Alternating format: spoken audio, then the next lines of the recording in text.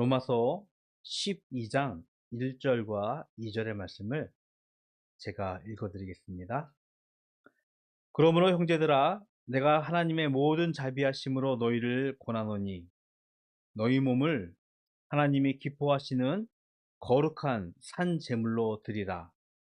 이는 너희가 드릴 영적 예배니라. 너희는 이 세대를 본받지 말고 오직 마음을 새롭게 함으로 변화를 받아 하나님의 선하시고 기뻐하시고 온전한 뜻이 무엇인지 분별하도록 하라. 아멘. 제가 2025년도 시작하면서 한 달에 한 번씩 도전이라는 주제를 가지고 말씀을 전하겠다고 약속을 드렸어요. 1월 달에는 믿음에 대해서, 지난달에는 경건에 대해서, 이번 달에는 예배를 도전하라는 말씀으로 좀 예배의 삶을 같이 좀 나누려고 합니다. 인간의 문명이 이제 많이 발달했습니다. 그리고 한 세기 전과 지금의 어떤 문명, 삶의 모습들을 보면 많이 발전했고 성숙했습니다.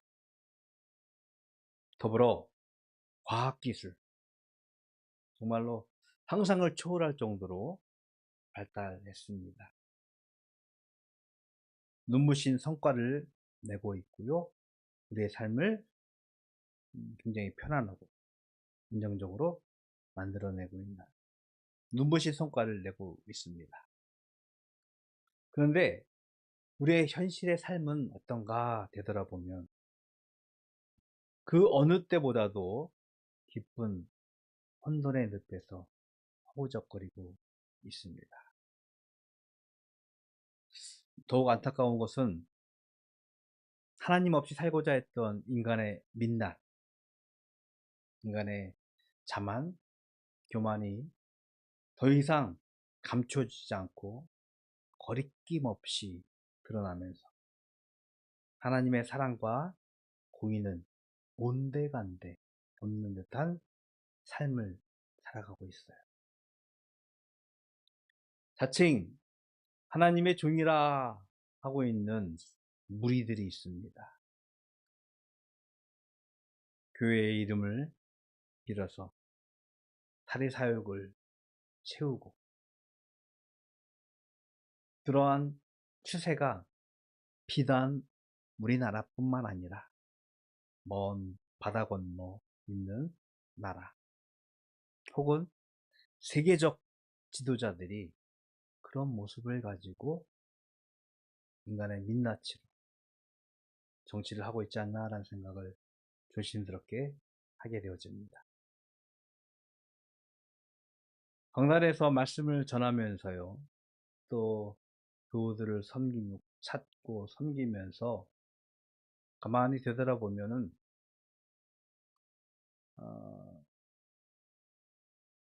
너무나 팍팍한 살림, 너무나 이렇게 좀 억압된 살림,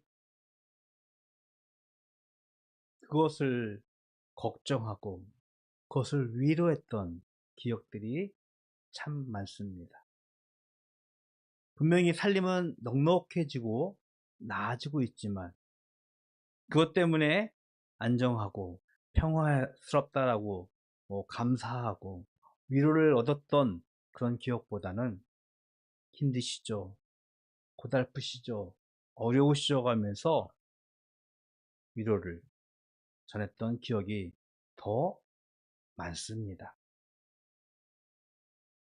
여러분의 삶을 한번 돌아보십시오. 물론 그 국내의 상황일 수도 있겠지만 그 어느 때보다도 힘들다고 많은 이들이 이야기를 하고 있습니다. 저는 이제 토요일 저녁 때 아이들하고 같이 예능 프로를 자주 보는데요. 어저께는 놀면 뭐하니라는 프로에서 이런 컨셉으로 그 예능을 진행했는데, 힘든 자영업자를 좀 찾아가서 돈줄은 아니고 뭐 왕창 사먹는 거예요.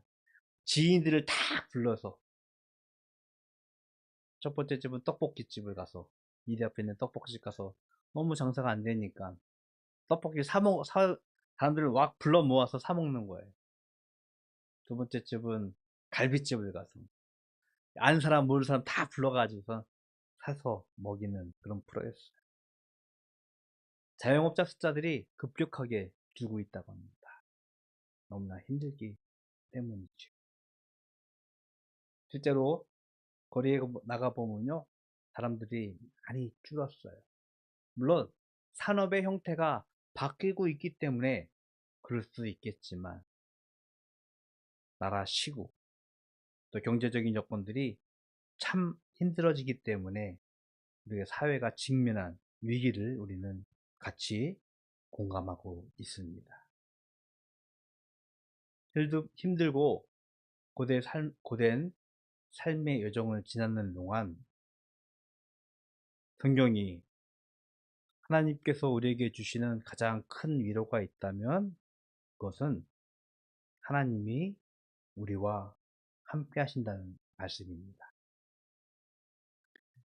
지난주 말씀을 묵상해 보면서요, 그 말씀을 했던 기억이 납니다. 85세의 갈렙이 거인과의 전투 앞에서 그가 고백합니다.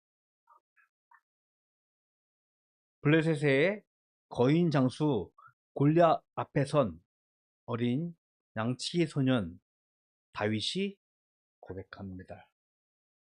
하나님이 나와 함께 하신다. 하나님이 우리와 함께 하신다라고 고백을 했습니다.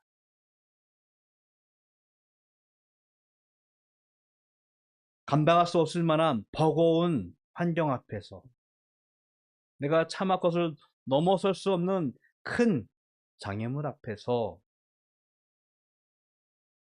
고백하는 것은 하나님이 나와 함께 하신다는 것이었습니다. 요한복음 4장 24절에 보면 하나님은 자신을 영이시라고 우리들에게 가르치고 있습니다. 영이라는 이 헬라어는 푸뉴마라고 합니다. 성경으로는 스피릿이라고 번역을 하고 있는데, 헬라어 원어의 의미는 이 영이라는 것이 숨, 공기라는 의미예요. 그래서 시간과 공간의 제약을 받지 않냐고 삼라만상에 존재하는 하나님을 우리들에게 말씀을 하고 있습니다. 근데 물론 이것은 저희가 가지고 있는 물리적인 언어, 즉 시간과 공간의 제약을 통해서 우리가 그 안에 존재하고 있기 때문에 그것을 넘어서는 무엇인가를 우리는 알지 못하기 때문에 이렇게 표현을 하고 있지만, 분명한 것은 하나님은 시 공간을 제약받지 않고 지금 예배 드리는 이 순간 바다교회, 가깝게는 서울일 수 있겠습니다. 서울에 있는 모초의 교회, 또 극단적으로는 우리가 돕고 섬기고 있는 아르헨티나에 있는 그 선교사님 그 교회에 하나님이 동시에 존재하고 계시고요. 지금 현재뿐만 아니라 과거 또 미래까지 계신 분이 영이신 하나님이라고 우리들에게 말씀을 하고 있습니다. 하나님은요, 우리의 은밀한 곳, 제가 중학생 애들을 가르칠 때 그렇게 얘기했어요. 하나님은 너희들이 화장실 계실 때도 같이 계셔. 너희들이 엄마 못 들어오게, 아빠 못 들어오게 문 걸어 잠그고 혼자 컴퓨터 앞에 있을 때도 같이 계셔. 그곳에 계셔. 그렇게 가르쳤던 기억이 나는데, 하나님은 여러분이 가는 그곳, 어느 곳, 은밀한 곳, 아무도 보지 않고 아무도 느끼지 않는다고 하는 그곳에도 함께 하신다고 우리들에게 말씀을 하고 있습니다. 우리는 깨달아야 합니다. 하나님이 함께하고 있다는 것. 하나님이 함께하고 있다는 것을 우리는 절대 부정할 수 없어요. 이것을 부정하는 것이 불순종이고 불신앙이라는 것입니다.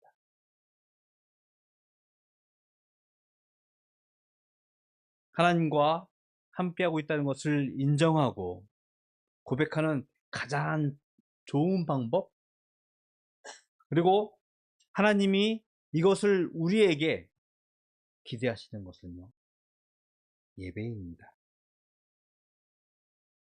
물론 우리가 예배하면은 우리가 뭐 주일날 정한 약속한 시간, 뭐 11시 혹은 10시 이 시간을 모여서 드리는 공적 예배를 의미할 수도 있겠는데, 이것을 저는 협의의 예배라고 생각을 합니다. 그 좁은 의미에. 근데 예배는 이 좁은 예배뿐만 아니라 우리의 삶의 현장에서도 하나님께 드려지는 예배, 광의의, 즉 넓은 의미의 예배를 우리는 깨달아야 합니다. 종교개혁가 마틴 루터라는 사람이 있습니다. 1519년 95개절 방방문을 딱 그 비텐베르 성당에 달면서, 어찌 보면 중세 시대에 가지고 있었던 교회의 어떤 부조리, 부패를 좀 넘어서려고 하는, 그리고 마침내는 그곳으로부터 개신교가 출발하게 된 어떤 시발점을 이루었던 독일의 신부였는데요. 그가 이런 이야기를 했다고 합니다. 소젖을 짜면서도 예배를 드린다라고. 물론 이제 되게 상징적인 의미지만 당시 어떤 주 산업이었기 때문에 낙농업, 뭐 농업 같은 것이, 이것을 저희 말로 좀 바꾼다면 저는 이렇게 표현했습니다. 김치찌개를 끓이면서도, 삼겹살을 구우면서도 우리는 예배를 드릴 수 있다라고 저는 생각합니다.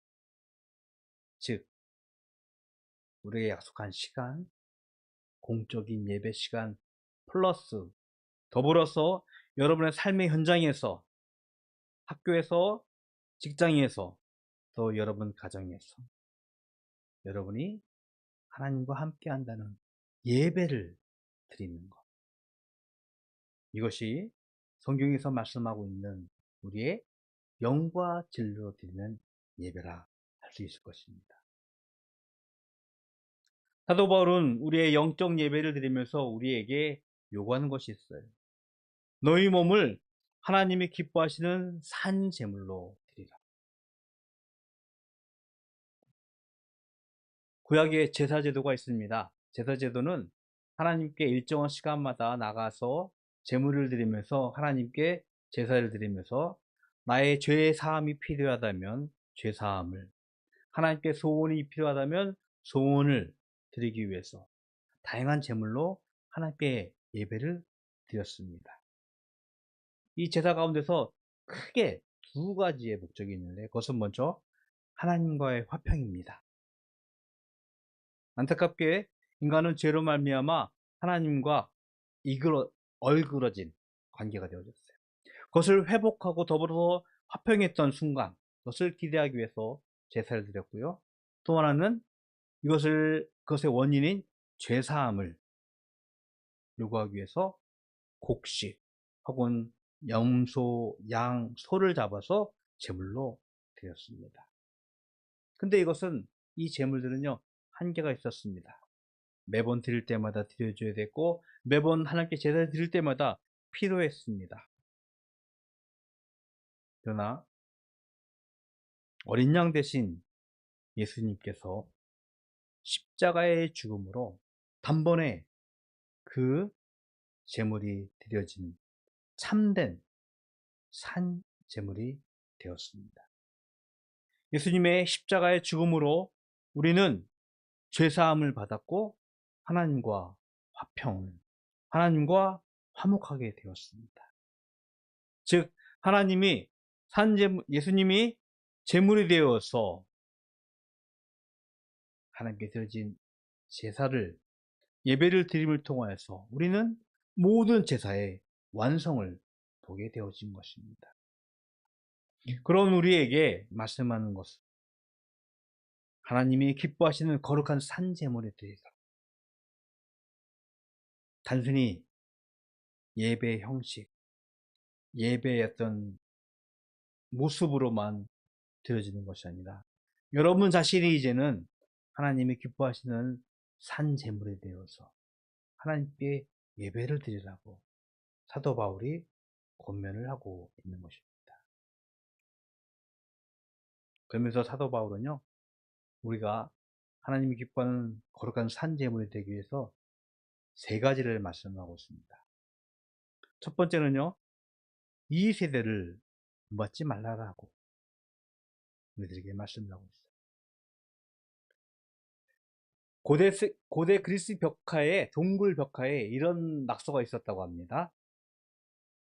요즘 젊은이들은 좀 굉장히 순화된 말입니다. 요즘 것들은 버릇이 없어. 요즘 것들은 뭐 속된 말로 싸가지가 없어 라고 낙서가 있었다고 합니다. 생각해 보십시오. 2000년 전 그 훨씬 이전에 고대 그리스 동굴 벽화에 그렇게 있다는 거. 분명히 세대 차이 때문에 느껴지는 이야기일 것 같아요. 동서고금을 막론하고 세대 차이로 인한 사회적 갈등 굉장히 심각하죠.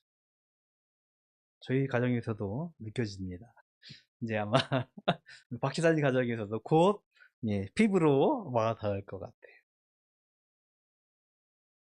물론 그것을 단순히 다가오는 세대를 바라보면서 부정적인 시선으로 비판을 하면서 세대를 바라보는 도 있겠지만, 편견도 있겠지만 우리는 알고 있습니다. 점차적으로 사회가 악해지고 있다는 것. 사회가 점차적으로 부정적으로 변하고 있다는 것. 말씀을 전하면서 서두에서도 말씀을 드렸습니다. 안타까운 것은 심지어 교회조차 안에서도 자칭 하나님의 종이라, 하나님의 일꾼이라 자칭하는 자들이 사리사욕을 채우기 위해서 인간의 민낯을 드러내는 일들이 모르겠습니다. 과거에는 좀 그래도 좀 숨어서 좀 감추려고 했는데 이제는 드러냈고 대놓고는 세대가 되어버렸습니다.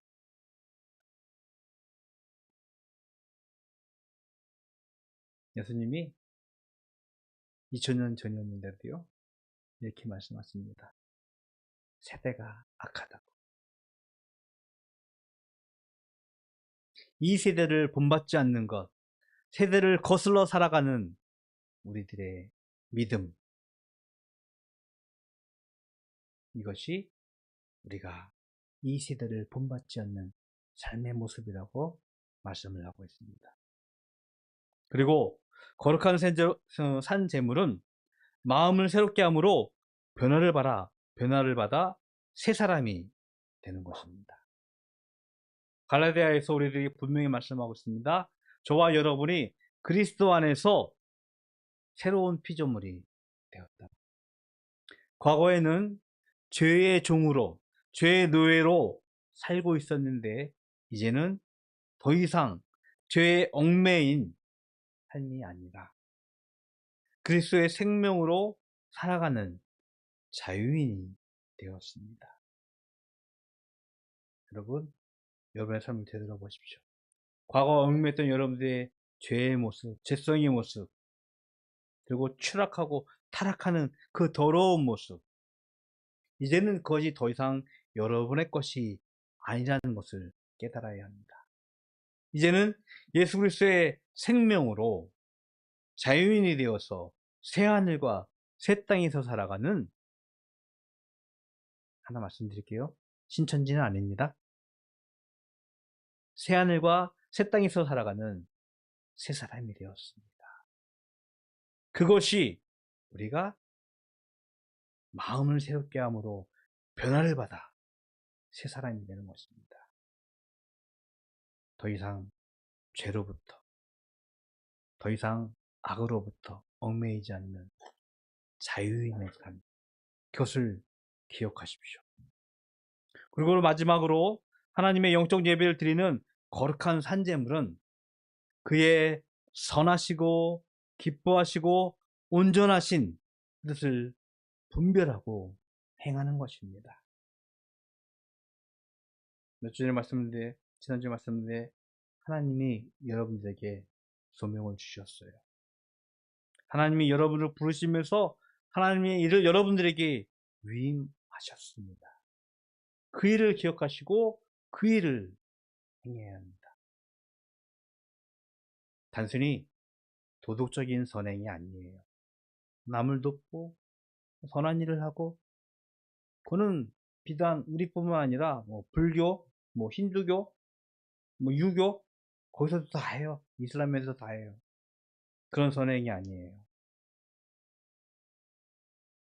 예수 그리스도의 복음을 우리 삶의 중심에 두고 예수 그리스도를 닮아가고 예수 그리스도를 따라 살고 예수 그리스도를 증거하는 그 삶이 우리를 향하신 그의 선하시고 기뻐하시고 온전하신 뜻이라는 것을 여러분 깨달아야 할 것입니다.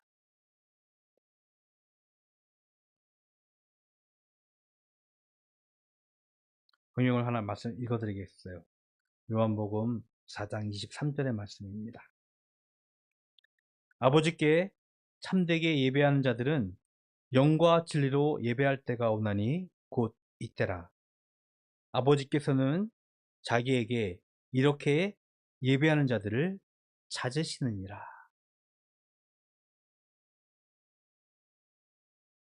제가 좋아하는 단어 하나가 있어요. 어떤 단어냐면 몸부림이라는 단어예요. 여러분, 몸부림은 어떨 때 치죠? 뭘 하고 싶은데 잘 안 될 때.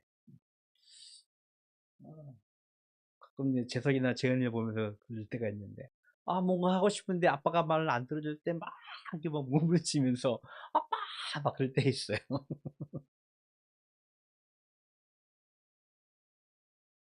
세상 속의 소리가 그리스도인으로 살아갑니다.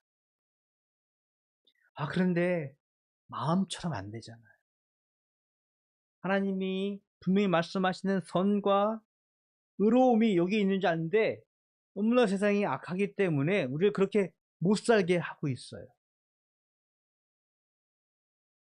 저는요, 그때 그리스도인으로서 몸부림치는 것, 저는 그것이 우리의 영적 예배라고 생각합니다.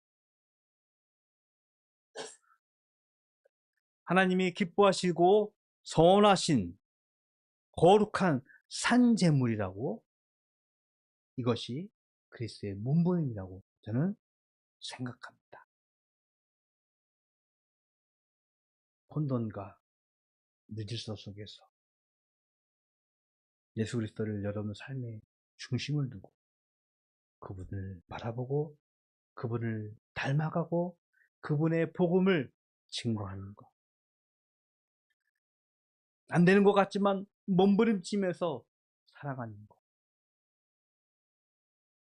이것이 우리가 드릴 영적 예배라는 것을 깨달으시고요. 하나님께서 기뻐하시는 거룩한 산제물이 되어서 믿음으로 살아가는 우리 바다교회 가족이 되기를 주님의 이름으로 축복을 드리겠습니다. 이번 한 주도 그리스도인의 몸부림을 치면서 살아갈 수 있기를 다시 한번 기도합니다. 기도하겠습니다. 하나님, 감사합니다. 하나님이 저희들을 부르셨습니다. 하나님이 저희들을 새 사람 되게 하셨습니다. 이제는 저희가 하나님이 기뻐하시는 거룩한 산제물이 되어서 영적 예배를 드리는 자가 되기를 소원합니다. 힘들고 고된 혼돈과 무질서 속에서 살아가고 있는 저희들에게 예수 그리스도를 품고 그분을 닮아가며 그분을 바라보며 살아가는 저희들 되게 하셔서 이 땅 위에서 바르고 다른 삶을 살아가는 저희들 될 수 있도록 축복하여 주시옵소서. 하나님께 구별하여 예물 드렸습니다.